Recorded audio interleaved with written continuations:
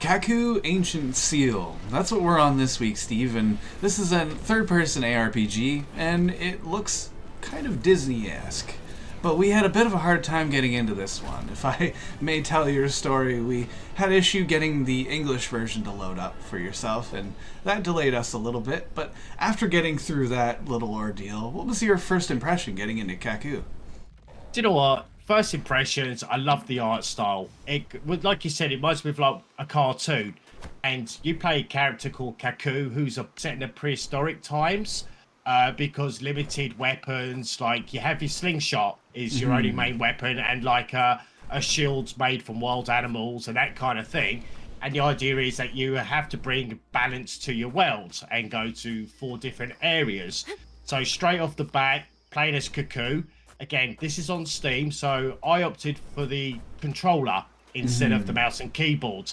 And I have to say, I did have too many issues using the controller, apart from sometimes with the slingshot when you're moving and hitting the left trigger to aim up your shot. It wouldn't always register with me, and I have to physically stop and then hit the left trigger to get the slingshot to work for me.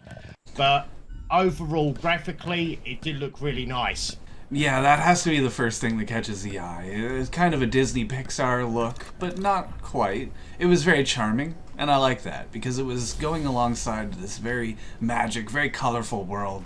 Like you say, it is ancient, of course the seal must be, but it is an alternate kind of fantasy world, and we're finding a lot of these kind of creatures to fight and these tribesmen that you can kind of blend in with, and that's kind of where my first controller issue came up, because I did decide only controller. I'm not interested in the keyboard for this kind of a game, and the controller worked just about okay. We had an issue where we're trying to get our pig companion to cast spells, disguise in my case, and it didn't really line up proper. I feel like it wasn't explained well. You have to let go of the D-pad, for example, but not the bumper. And without the explanation, you end up kind of wasting some time. But that also kind of coincidentally leads to my second real complaint about the game is I feel like a bit of wasted time running around this huge environment. It is quite an impressive environment, and like you say, there's 4 different areas to explore. But a lot of the time I found myself kind of aimlessly running around, not too much hint of where to go at all. Because the other thing I found was, as soon as you clear the area of like the monsters, whether it's little dragons or whatever it is if you leave that area and then come back, they respawn again. And I find that you have to keep going around and killing them. The only saving grace is that you do find little monuments, and it will say "wake up," which I believe are your save points.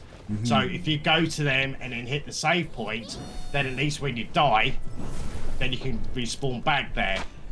I will say I did like the idea though, is there's plenty of resources in this open world for you to collect that you actually need for your upgrades. Yeah, there is quite a long upgrade system and a lot of different skills. So although it gets annoying and the enemy's refreshing, it does work because you can grind and kind of level yourself up as you go along and add to your combo meter, that kind of thing. Do your attacks do extra damage? And it's a little bit generic in that regard, but there is something to do with that time spent, so that's a positive.